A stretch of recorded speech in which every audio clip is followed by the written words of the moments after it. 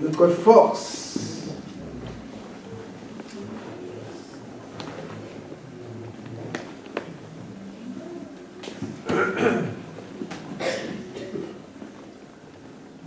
Dieu est ma force.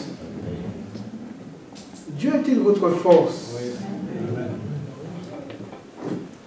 Alors si Dieu est votre force, forcément ce matin, vous êtes dans la joie.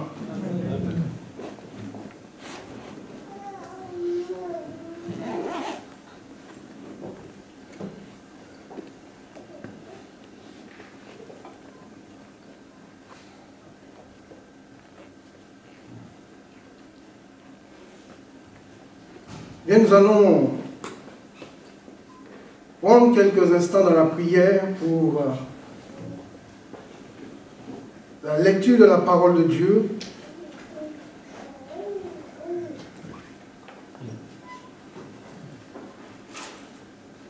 Nous allons demander au Seigneur de continuer à œuvrer en nous par son esprit. Parce que la volonté de Dieu, c'est de nous transformer. La volonté de Dieu, c'est de nous modeler à l'image de son Fils, afin que chacun d'entre nous ressemble à Jésus. Je suis appelé à ressembler à Jésus dans ma vie de tous les jours, dans mon caractère, dans mon comportement, dans mes paroles. Je suis appelé à ressembler à Jésus. Ce n'est pas toujours le cas. Que Dieu me pardonne. Toutes les fois où je me suis écarté, ou toutes les fois où j'ai retenu la main de Dieu, quand il voulait me transformer, quand il voulait couper, cisailler là où ça lui semblait ne pas correspondre à l'image de son Fils, ça pouvait me faire mal, mais c'était pour mon bien. Alors que Dieu continue son œuvre en moi, jusqu'à cette œuvre devienne parfaite. Amen. Seigneur, nous te bénissons et nous te rendons gloire, notre Dieu, pour ta parole. Ta parole, Seigneur, qui est esprit et vie. Ta parole, notre Dieu, qui est la vérité. Tu t'es fait chair, Seigneur, pour notre réconciliation avec le Père. Cette parole est venue nous éclairer et nous arracher de la boue du péché pour que nous soyons sanctifiés. Que nous ayons ce libre accès devant toi, Seigneur. Là où il était impossible de se retrouver, Seigneur, grâce à Jésus, tu l'as rendu possible. Parce que tu as déchiré le voile qui nous séparait de toi pour, Seigneur, nous permettre d'entrer dans ta présence et de nous tenir devant toi comme des enfants bien-aimés, libérés, délivrés, sanctifiés. Alors ce matin, nous te sommes reconnaissants, Seigneur. Et nous déclarons, Père, devant l'adversaire de notre âme, devant la puissance des ténèbres, que nous sommes tes enfants, que nous sommes devenus ton peuple, un peuple que tu chéris comme la prunelle de tes yeux. Alors Père, sois béni dans le nom de Jésus. Amen. Nous allons bien aimer ouvrir la parole de Dieu dans l'évangile de Matthieu au chapitre 23, versets 37 à 39. C'est Jésus qui parle à Jérusalem. Il parle à son peuple qui vit dans Jérusalem. Et voilà ce qu'il dit. Ah, Jérusalem, Jérusalem, toi qui fais mourir les prophètes et qui tues à coups de pierre ceux que Dieu t'envoie. Combien de fois j'ai voulu rassembler tes habitants auprès de moi, comme une poule rassemble ses petits sous ses ailes. Combien de fois j'ai voulu rassembler tes habitants auprès de moi, comme une poule rassemble ses petits sous ses ailes. Mais vous n'en avez pas voulu. Maintenant, votre maison va être abandonnée et restera déserte. En effet, je vous le déclare, désormais, vous ne me verrez plus jusqu'à ce que vous disiez « Béni soit celui qui vient au nom du Seigneur. Amen. » Désormais, vous ne me verrez plus jusqu'à ce que vous disiez « Béni soit celui qui vient au nom du Seigneur. » Le deuxième texte se retrouve toujours dans l'évangile de Matthieu au chapitre 12, verset 30. Jésus déclare cette parole: celui qui n'est pas avec moi est contre moi, et celui qui ne se joint pas à moi pour rassembler, disperse. Je répète, celui qui n'est pas avec moi est contre moi, et celui qui ne se joint pas à moi pour rassembler, disperse. Alors nous voyons, au travers de ces deux textes que nous avons lus, que Dieu a toujours voulu rassembler son peuple. C'est toujours le désir du cœur de Dieu, la volonté de Dieu. Et il a fait le nécessaire pour que ce peuple soit au bénéfice de ses bienfaits.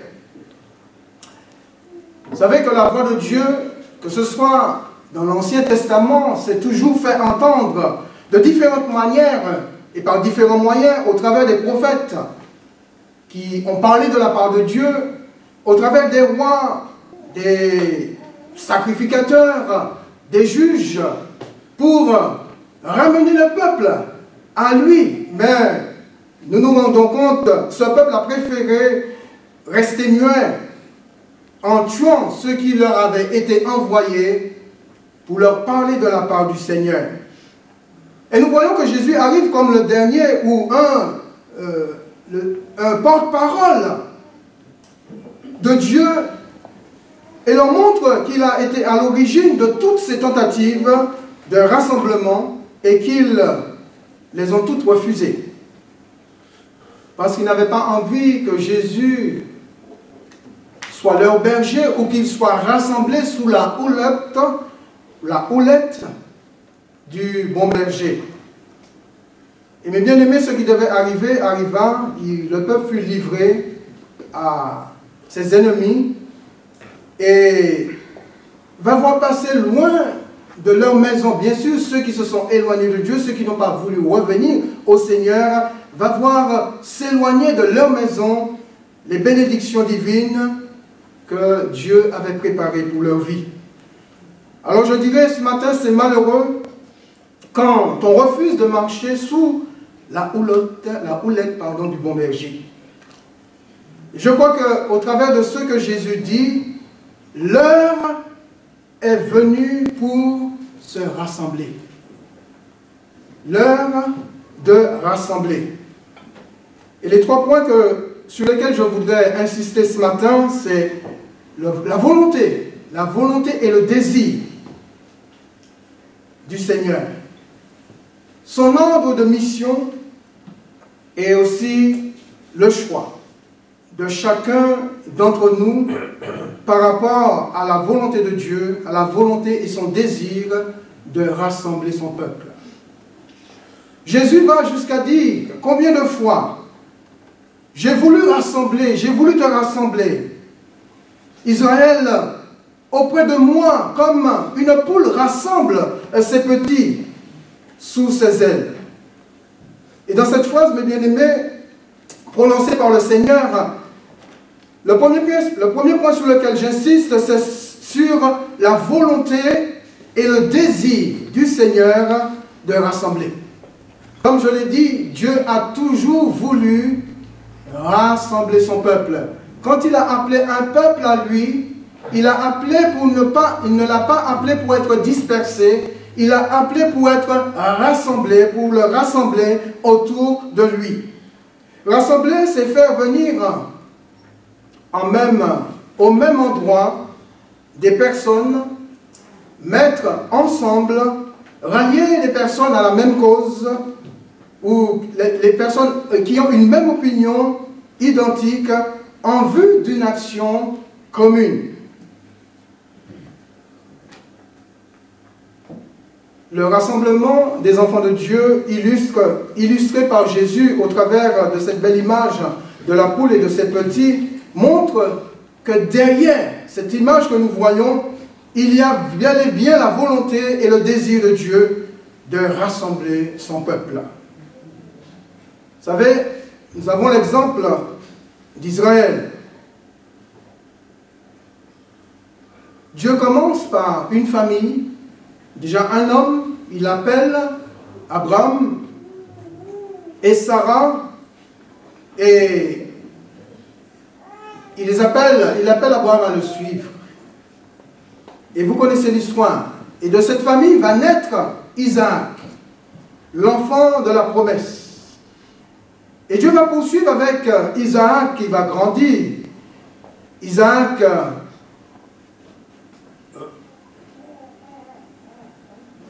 Rachel. C'est Rachel, hein? Oui, non, Isaac, c'est Rebecca. Pardon, excusez-moi. Isaac, Rebecca. Et Ésaü et Jacob, les deux jumeaux. Et vous connaissez l'histoire, Jacob qui va usurper le droit d'aînesse d'Ésaü.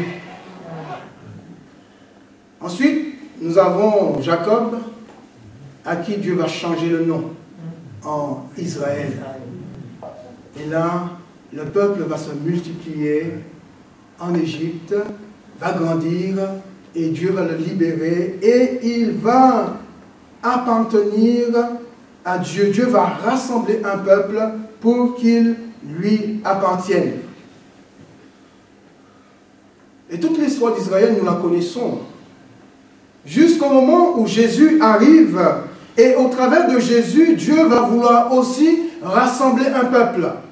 Un peuple qu'il va sortir de ce monde, et il va faire de deux un, c'est-à-dire des Juifs qui lui sont restés fidèles et des païens, des gentils. Dieu va faire un seul peuple pour lui. Et partout dans la parole de Dieu, nous voyons que quand il s'agit des hommes appartenant à Dieu, il est question de rassemblement. Parce que c'est le cœur de Dieu, c'est le désir de Dieu et c'est la volonté de Dieu.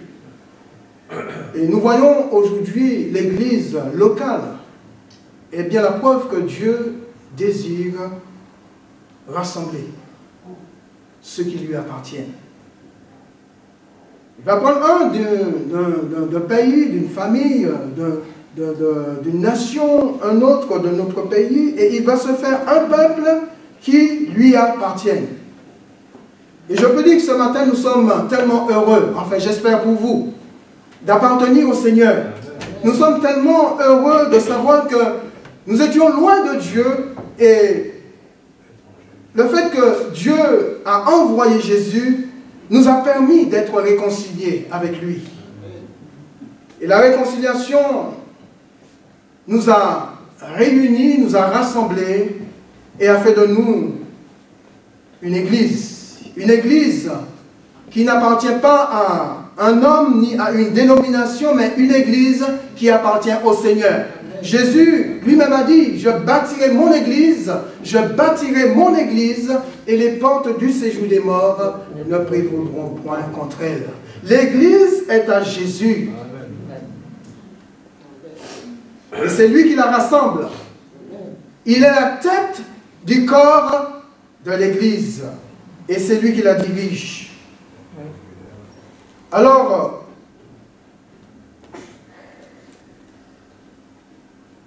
au travers de Jésus, Christ, Dieu a fait de nous, que nous soyons tous, comme je l'ai dit, rassemblés ici ce matin. C'est aussi au travers de ce rassemblement que nous puissions nous rallier autour d'une bonne cause, celle de notre Dieu, celle du royaume de Dieu, et de servir un seul dessein, celui de partager l'évangile avec tous ceux et toutes celles que nous rencontrons. Par le « j'ai voulu » de Jésus, Dieu met l'accent sur ce qui devrait être au cœur même de la vie de chacun des enfants de Dieu. Quand Jésus dit « j'ai voulu », je crois que ce matin, il est important de comprendre que nous devrions nous aussi avoir le même désir, la même volonté, celui de rassembler comme notre Père a rassemblé, celui de rassembler comme Jésus-Christ a rassemblé, avoir ce même désir dans notre cœur, être de ceux qui rassemblent et non de ceux qui dispersent. Je voudrais vraiment souligner le pronom personnel « je » suivi du verbe « vouloir » que Jésus emploie au passé composé. Et nous voyons sa volonté. Il a voulu le faire, mais un grand nombre a refusé d'accepter cette volonté et s'est retrouvé en dehors de la grâce divine. Le Seigneur a dit « j'ai voulu vous rassembler ». Mais je crois que ce matin, le Seigneur désire que nous puissions, nous, membres de son corps, non pas dire « j'ai voulu », mais dire « je veux rassembler ». Je veux rassembler. Je veux rassembler pourquoi? Parce que mon Père est celui qui rassemble. Je veux rassembler pourquoi? Parce que Jésus, mon Maître, est celui qui rassemble. Telle doit être la volonté et le désir de mon cœur, ou la volonté et le désir du cœur de chaque enfant de Dieu qui compose l'Église. Combien de fois j'ai voulu rassembler tes enfants auprès de moi comme une poule rassemble ses poussins sous ses ailes. Le second point sur lequel je voulais insister parle de sa mission.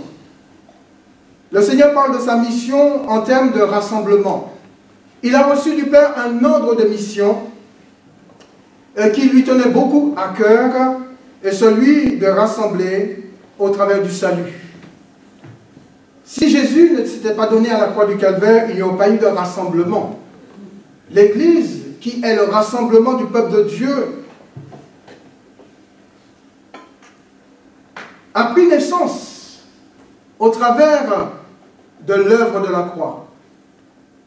Il a fallu que Jésus donne sa vie pour que l'Église naisse. Il a reçu un ordre de mission de la part du Père et il ne s'en est pas détourné.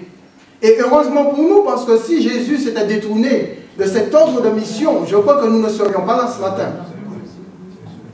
Nous serions en direction de la perdition éternelle.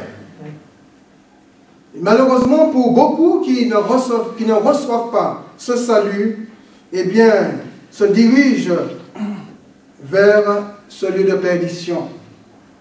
Mais ce n'est pas la volonté de Dieu pour aucun être humain, car Dieu voudrait que tous les hommes soient sauvés et parviennent à la connaissance de la vérité. La vérité, c'est que Jésus a été crucifié, Jésus a été enseveli, Jésus est ressuscité 3 jours après sa crucifixion. Jésus a été élevé et il est assis à la droite de Dieu. Et Jésus revient bientôt, alléluia. Et c'est là notre espérance, c'est là l'espérance des chrétiens, c'est là l'espérance de l'Église. Jésus revient bientôt.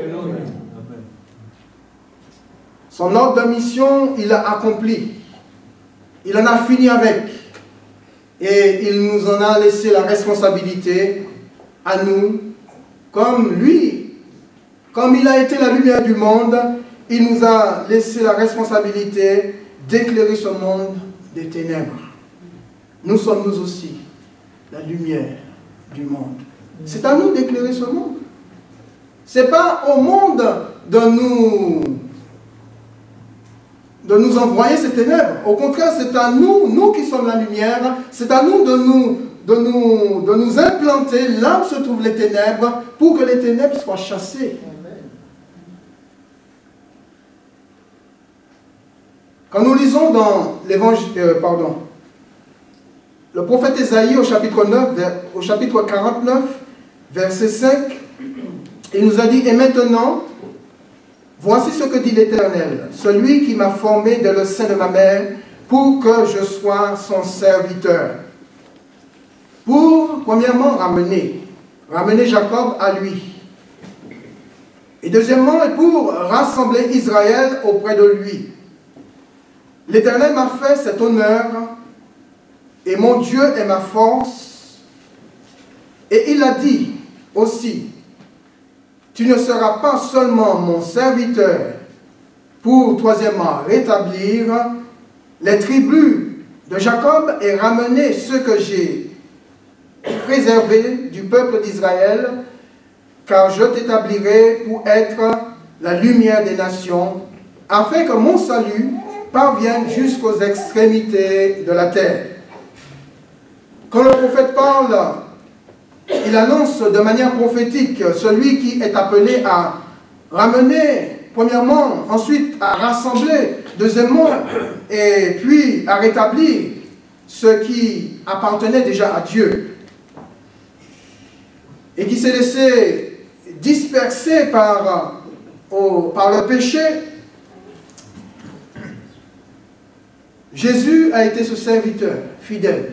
Et au-delà même de ce serviteur, Dieu dit, il est considéré comme le Fils. Moïse est regardé comme le serviteur fidèle dans la maison de Dieu, mais Jésus, lui, est considéré comme le Fils.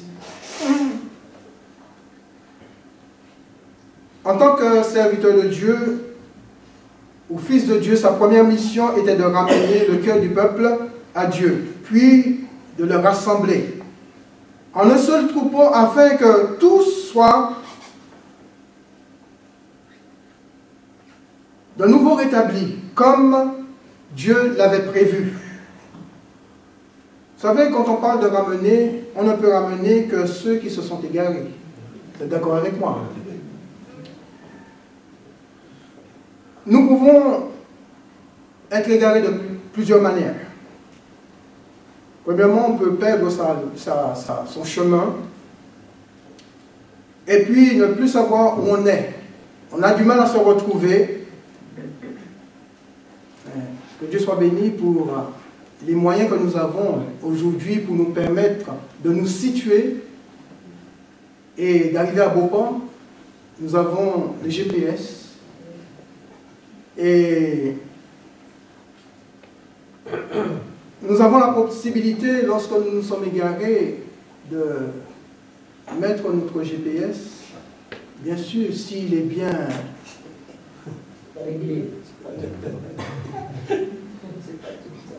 réglé, s'il est à jour, au lieu de nous ramener, des fois, au lieu de nous ramener là où on le lui demande, il nous ramène dans un champ.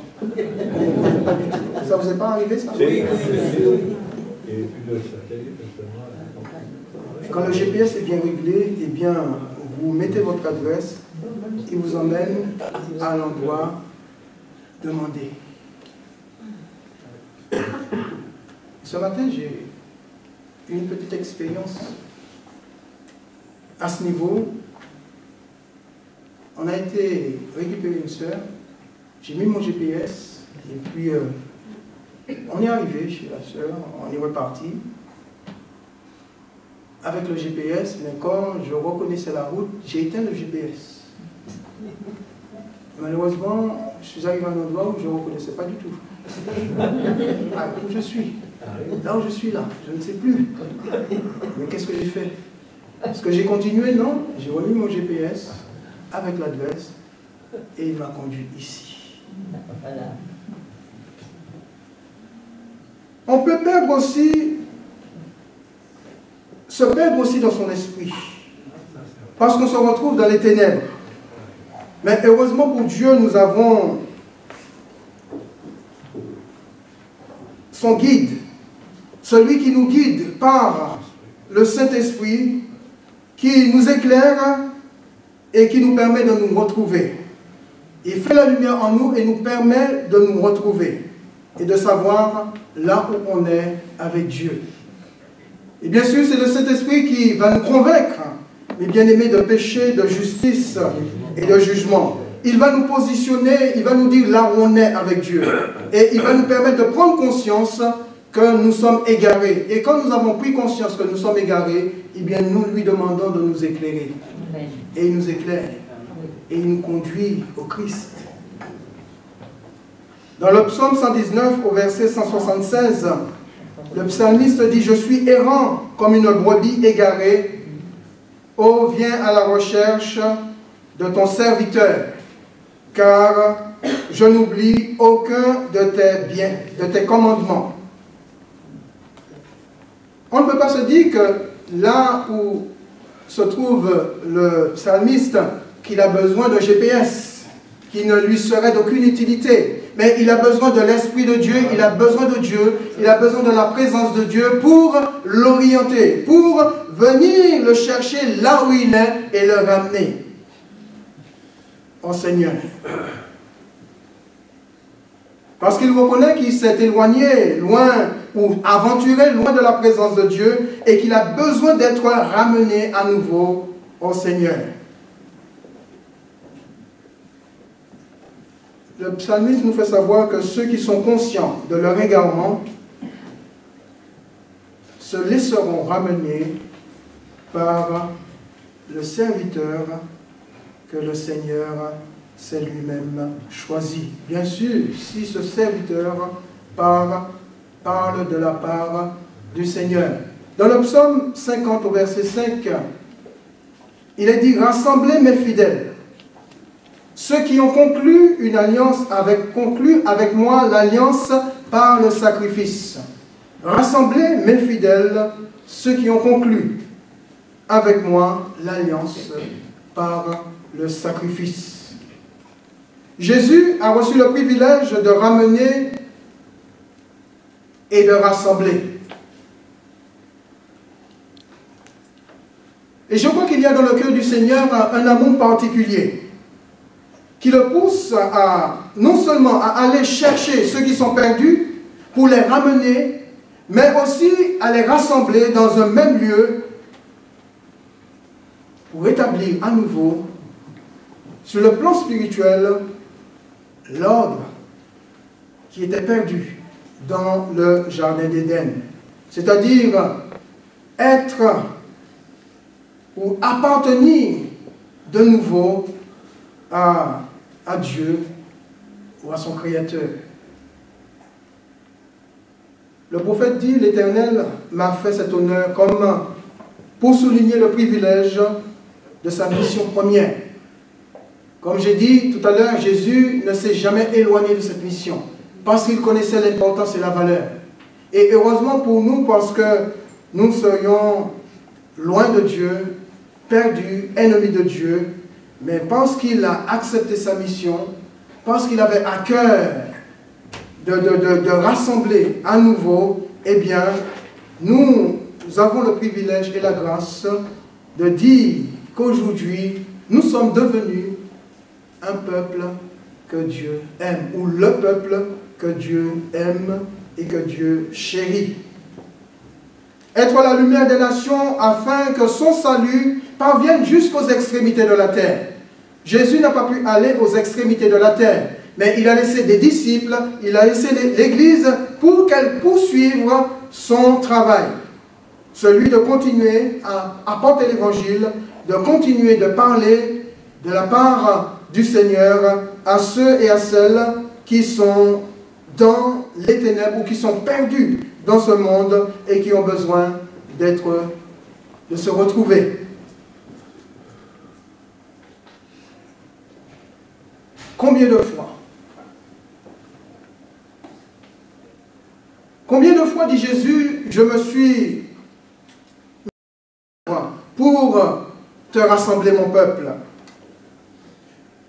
Et chaque fois, je vois dans la parole de Dieu, chaque fois que Dieu insiste sur un fait, sur une chose ou sur une parole, c'est qu'il démontre son importance et son désir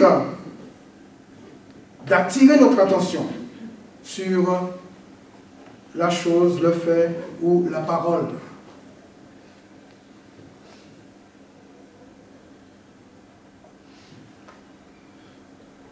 Et bien aimés, si nous pouvons compter le nombre de fois où Jésus a exercé le ministère, ce genre de ministère, de rassembler auprès de son Église, depuis sa création jusqu'à ce jour, nous serions surpris.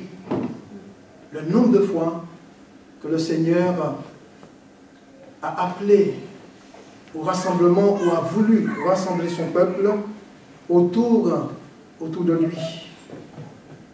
Ce qu'il a fait, ce que Dieu a fait pour Israël, le Seigneur le fait pour l'Église. Parce que Dieu et Jésus parlent toujours le même langage. Il n'y a pas de différence entre la parole de Dieu et la parole de Jésus. Jésus est la parole de Dieu. Jésus est la parole faite chair. Jésus est Dieu. Jésus est Dieu fait homme. Donc je ne vois pas la différence qu'il pourrait y avoir entre Dieu le Père et Dieu le Fils. Ils parlent tous les deux le même langage. Ainsi que la personne du Saint-Esprit. Et nous avons le Saint-Esprit en nous qui parle le langage du rassemblement. Donc nous ne pouvons pas parler un autre langage que celui du Père, que celui du Fils, ou que celui qui vit en nous. Le langage du Saint-Esprit qui est de rassembler. Le Seigneur attire notre attention, ou attire l'attention sur les habitants de Jérusalem, sur le fait qu'il a voulu le faire un certain nombre de fois, et par plusieurs moyens, ce qui devait les interpeller, et qui aujourd'hui doit aussi nous interpeller. On peut se demander, mais m'interpeller sur quoi? Jésus veut m'interpeller sur quoi? Au moins sur deux aspects. Sur l'importance de son unité, l'importance de l'unité, l'unité de l'Église, l'unité du corps de Christ. Le peuple de Dieu doit travailler sur son unité. Je crois que si nous ne travaillons pas sur notre unité, mais jamais nous allons grandir. Jamais nous allons nous épanouir. Jamais nous allons recevoir du Seigneur tout ce qu'il a en réserve dans le ciel pour nous. De la même manière qu'Israël a refusé que Dieu le rassemble autour de lui, eh bien il a vu fuir de leur maison les bénédictions que Dieu avait en réserve pour leur vie. Si nous refusons de parler le même langage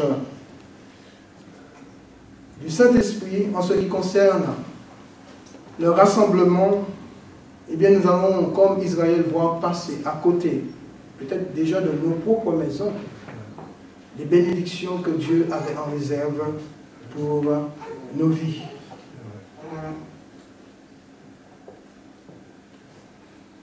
Et le deuxième aspect parle de la valeur du peuple de Dieu. Parce que je crois que le peuple de Dieu a de la valeur. Aux yeux de Dieu, nous avons de la valeur. Est-ce que vous le croyez?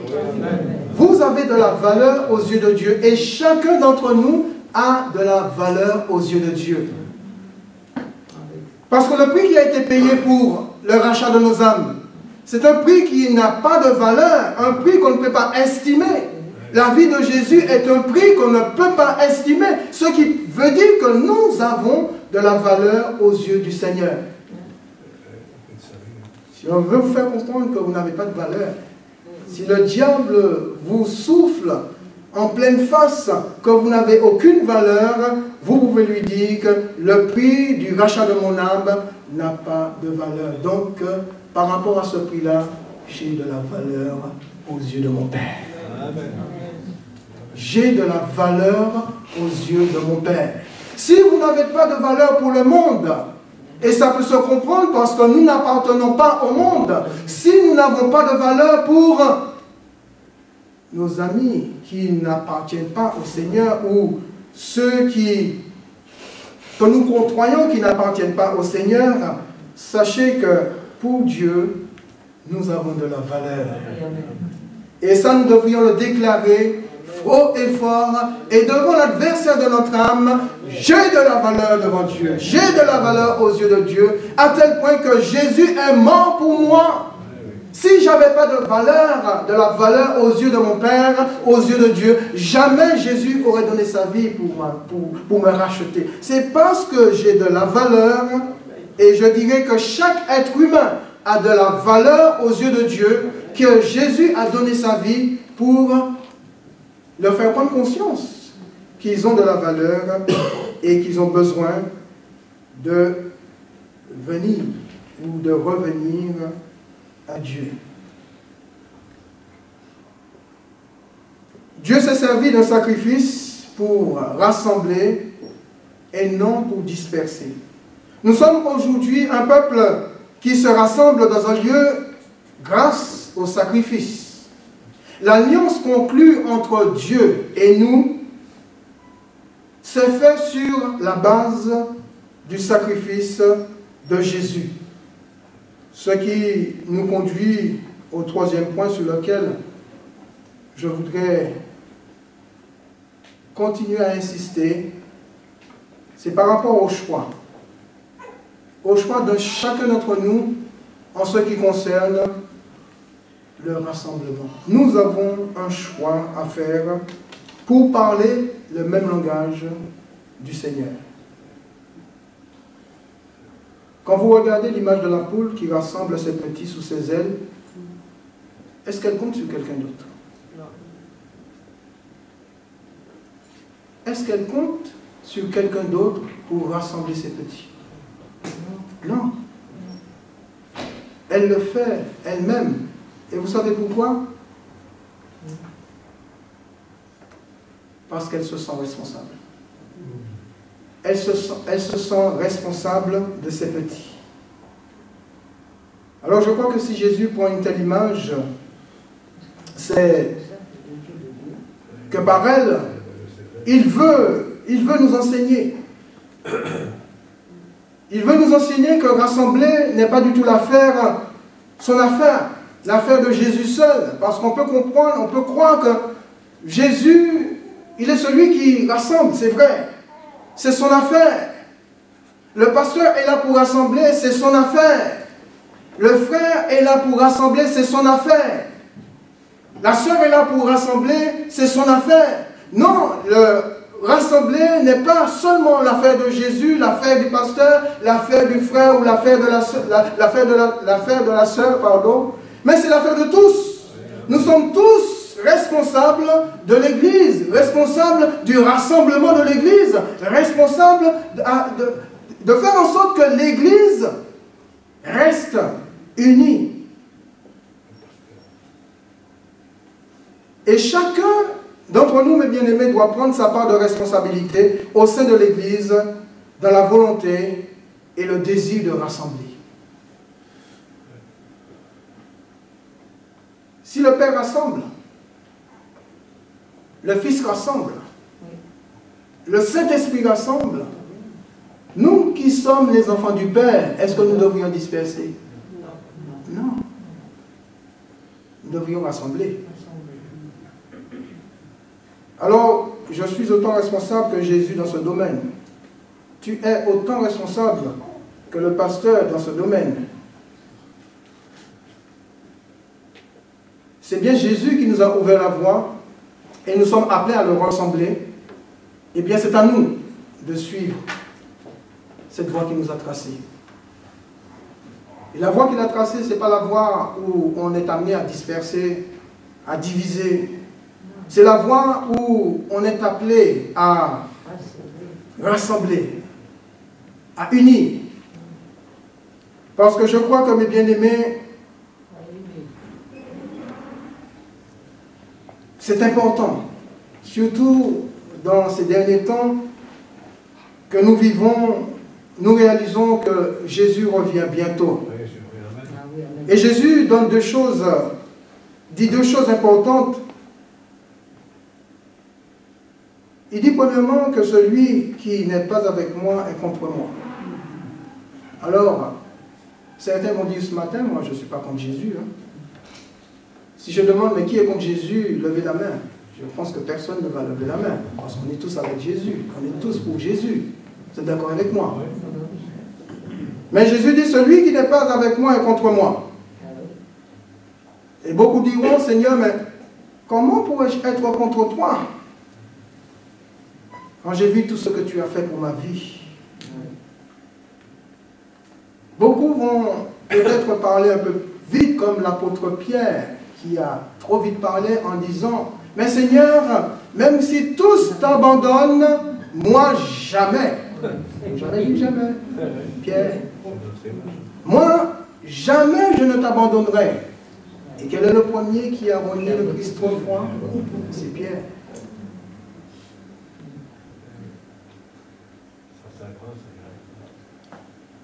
Vous savez, mes bien-aimés, l'horloge divine marquait une certaine heure que Pierre n'a pas pris le temps de regarder avant de parler. Alors la question que je pose par rapport à cette horloge, l'avons-nous regardée? Savons-nous quelle heure qu'elle affiche? Je crois que lorsque nous regardons l'horloge divine et l'heure qu'elle affiche, une telle heure ne peut en aucune manière laisser indifférent aucun enfant de Dieu, digne de ce nom. Les temps, les circonstances, ce que nous vivons aujourd'hui, quand nous regardons l'horloge divine, on ne peut pas rester indifférent et dire que nous ne savons pas dans quel temps que nous vivons. Le Seigneur Jésus-Christ revient bientôt et il est à la porte. Il est temps pour nous, pour l'Église, de rassembler et non de diviser.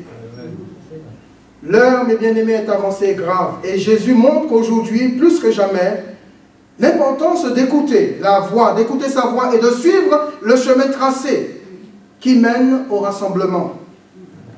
L'heure est avancée et grave car en insistant sur le rassemblement du peuple, Jésus attire l'attention de chacun d'entre nous sur son engagement, c'est-à-dire ton engagement, mon engagement dans ce domaine.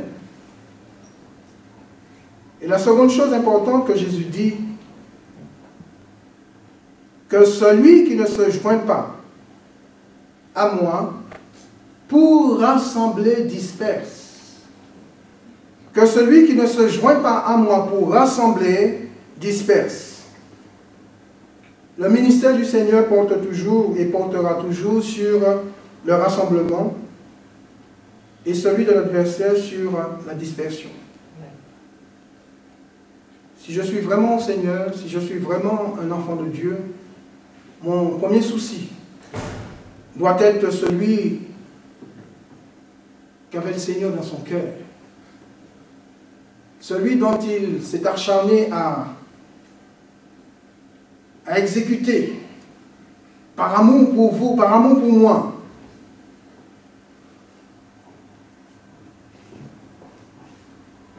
Sa volonté et son désir de rassembler et non de disperser. L'autre question qui se pose, que je me pose à moi-même et que je vous pose, que je vous demande de vous poser à vous-même, qu'est-ce que je fais dans la maison de Dieu pour rassembler? Qu'est-ce que je fais dans la maison de Dieu pour rassembler? Est-ce que je parle le même langage que mon Seigneur? Quelles sont les actions que je pose qui permettent de dire que je ne suis pas là pour disperser ou que je me suis joint au Seigneur pour rassembler?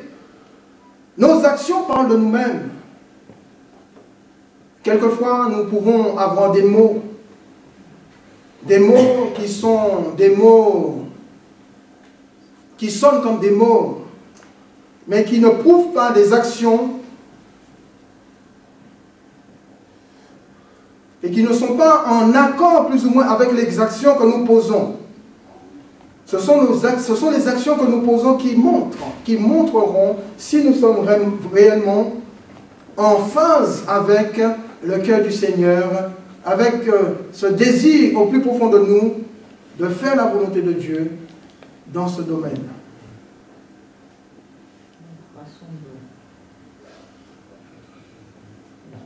Si mes actions, mes paroles, ou même mon regard ne rassemblent pas, eh bien, ils dispersent, ils divisent.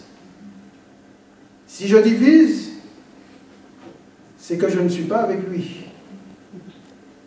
Parce que lui, il est là pour rassembler. Si je divise, c'est que je suis contre lui. Alors de tout cela, le Seigneur nous appelle à faire un choix. Et à la lecture, je dirais, de l'heure qui s'affiche sur l'horloge divine, chacun est appelé à faire un choix. Soit celui de se joindre au Seigneur pour rassembler, ou soit celui d'être contre lui en dispersant. En ce qui me concerne, j'ai fait mon choix. Moi, je veux me joindre au Seigneur pour rassembler, parce que je sais très bien que en suivant le Seigneur dans ce sens-là, eh bien, c'est la bonne voie.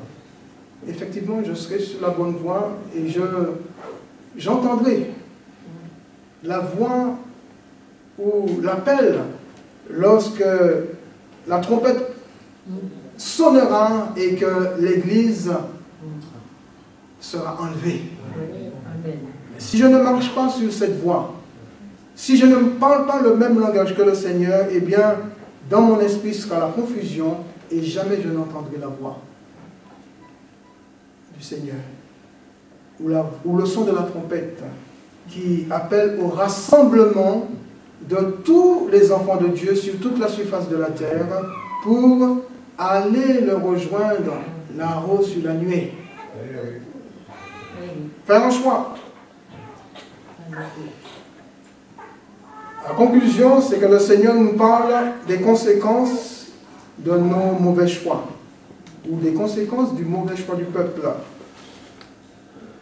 Ce que j'ai voulu faire, dit Jésus, vous ne l'avez pas voulu, mais maintenant, votre maison va être abandonnée et restera déserte. La maison, notre maison à nous, c'est le lieu où nous vivons, c'est le lieu où nous nous sentons bien. J'espère que vous vous sentez bien chez vous. C'est vrai, ma soeur? Est-ce que tu te sens bien chez toi? Avec ton mari, ta femme, tes enfants? Normalement, notre maison, c'est le lieu où nous nous sentons bien, où nous devrions nous épanouir.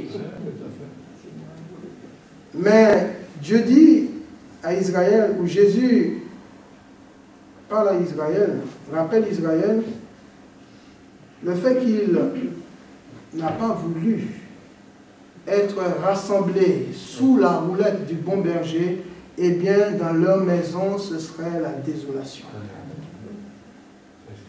La maison, frère, c'est-à-dire les habitants de cette maison verraient s'éloigner loin d'elle la bénédiction du Seigneur. Votre maison va être abandonnée et restera déserte. Là où les choses devraient fleurir, ce sera le désert. Et c'est difficile de vivre dans le désert. Je préfère vivre dans un lieu où tout fleurit. À l'ombre de ses ailes, c'est là où tout fleurit. À l'ombre des ailes de notre Dieu, à l'ombre des ailes du Seigneur, c'est là où tout fleurit. Et loin de sa présence, il n'y a rien qui pousse, c'est le désert. Et en effet, je vous le déclare désormais, vous ne me verrez plus jusqu'à ce que vous disiez, béni soit celui qui vient au nom du Seigneur. La bénédiction peut s'éloigner de nos vies, de nos maisons, mais elle peut revenir dans la mesure où je reconnais que Jésus est celui à qui je dois abandonner toute ma vie. Je me suis éloigné de lui, eh bien je reconnais que, effectivement, parce que je me suis éloigné, ma maison a été abandonnée, est restée déserte. C'est le désert. Mais si je reviens au Seigneur, eh bien la bénédiction revient avec le Seigneur dans ma maison. Béni soit celui qui vient au nom du Seigneur, celui qui reconnaît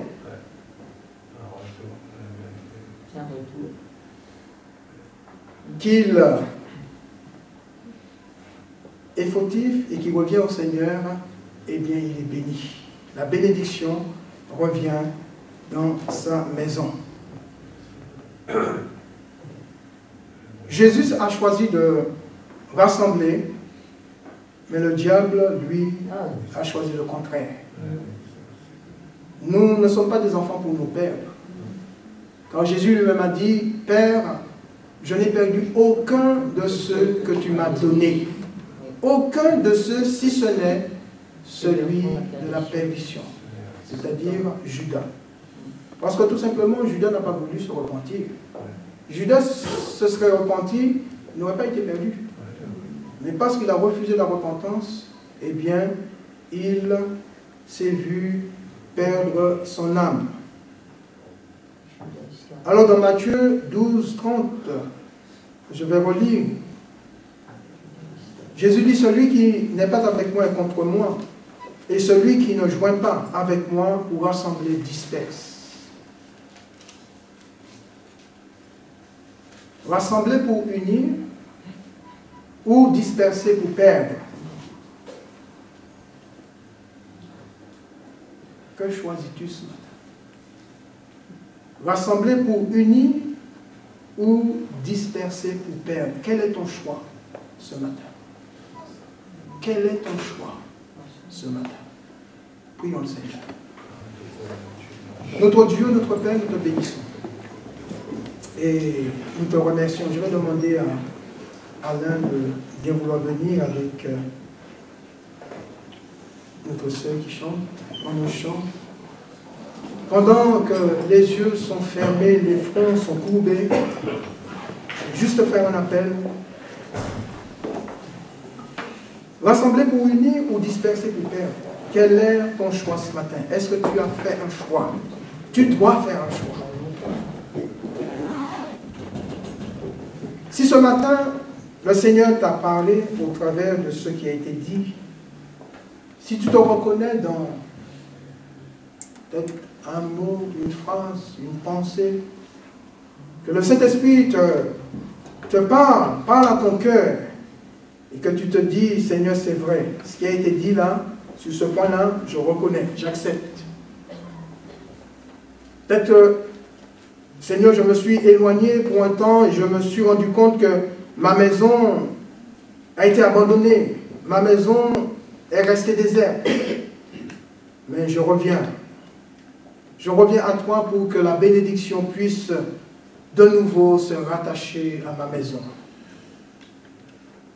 Tu n'es peut-être pas encore sauvé, tu te dis, mais ce que j'ai entendu là, c'est que Jésus est mort pour me sauver et me ramener au sein de la famille de Dieu.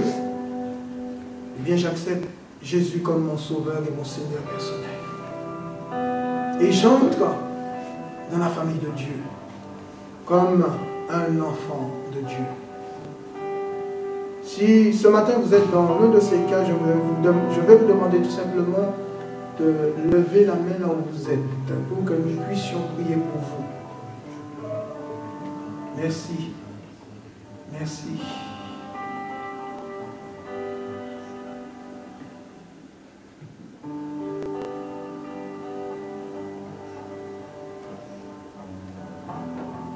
Alléluia. Nous allons rester un instant dans le silence et laisser l'appel de Dieu travailler notre cœur.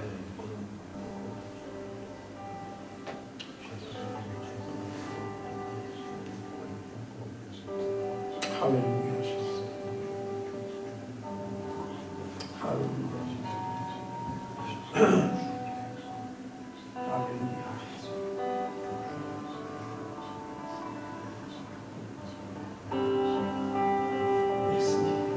Peut-il quelqu'un d'autre qui dirait par la main levée? Si vous avez déjà levé la main, vous pouvez la baisser. Peut-il quelqu'un d'autre qui dirait par la main levée? C'est vrai, Seigneur. Je réalise que j'ai tellement besoin de toi. Je n'avais pas fait attention à l'horloge qui marquait le temps. Que le moment était venu pour moi de changer. De changer d'attitude, de changer de comportement, de changer de mentalité. De parler le même langage que ton esprit.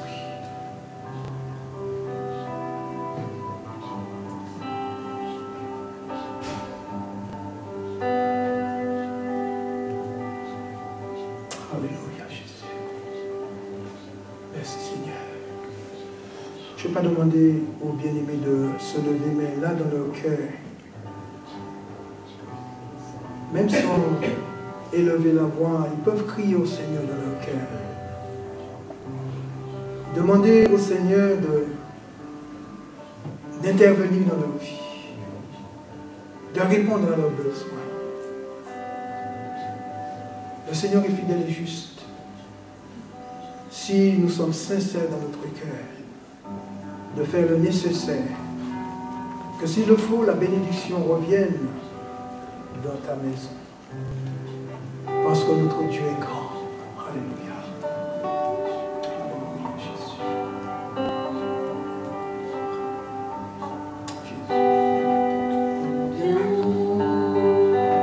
Dieu est grand, chantons-le combien.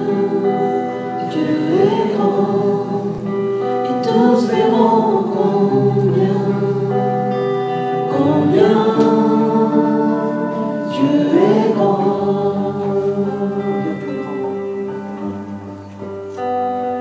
Combien Dieu est grand, chantons-le combien. Nous le déclarons ce Dieu matin. est grand, La grandeur de et notre tous Dieu. verront combien. Il est capable d'agir dans quelle que soit la situation. Dieu est grand. La situation dans laquelle tu te trouves ce matin, mon frère, ma soeur, n'est pas trop grand pour Dieu, pour qu'il intervienne. Le roi Il suffit tout simplement de déclarer la grandeur de ce Dieu. vêtu de majesté, la terre est dans la joie, la terre est dans la joie, sa gloire resplendit, l'obscurité s'enfuit, au son de sa voix, au son de sa voix. Combien Dieu est grand, chantons-le combien. Dieu est grand, et tous verront combien. Alléluia. Combien Le diable n'a pas besoin de voir combien Dieu est grand. Il connaît déjà la grandeur de notre Dieu. d'âge en âge il vit, le temps lui est soumis. Alléluia. Commencement et Je vais fin, vous demander de bien vouloir vous lever. commencement et fin. Et chantons ce chant, déclarons-le avec force et puissance. Céleste Trinité, Dieu d'éternité. Alléluia, Jésus. Dieu d'éternité, il est l'agneau divin, il est l'agneau divin. Combien Dieu est grand, Chantons-le. chantons-le combien. Dieu est grand, et tous verront combien. Combien Dieu est grand.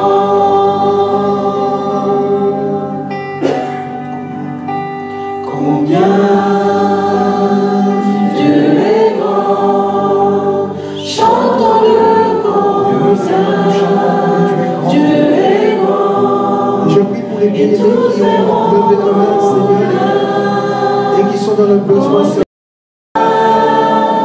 Dieu Nous prions pour que matin. Que ta bénédiction revienne dans les foyers, Seigneur, là où la bénédiction s'est éloignée. Que ceux qui ont besoin de revenir à toi, Seigneur, que le Saint-Esprit les ramène, Seigneur notre Dieu, que ceux qui ont besoin de guérison, Seigneur, soient touchés par toi. Que ceux qui ont besoin de délivrance soient libérés par toi ce matin, Seigneur, parce que tu es grand, comme nous l'avons chanté. Combien notre Dieu est grand. Oh, nous le déclarons, Seigneur. Nous le confessons ce matin encore et encore. Notre Dieu est grand. Tu es grand, Seigneur. Parce que tu as fait de grandes choses pour nos vies. Et tu continues encore à faire de grandes choses, Seigneur, pour nos vies. Alléluia, merci Jésus. Alléluia, Jésus. Alléluia, Jésus. Alléluia. Alléluia, Jésus. Tu es grand, chante-le comme tu es grand, et tous verront combien tu es grand.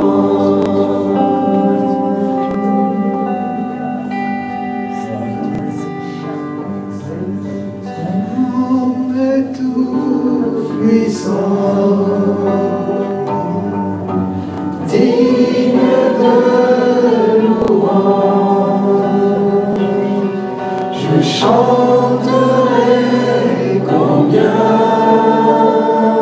tu es grand. Son nom est tout puissant. Son nom est tout puissant. Digne de louange, Je chanterai, je chanterai.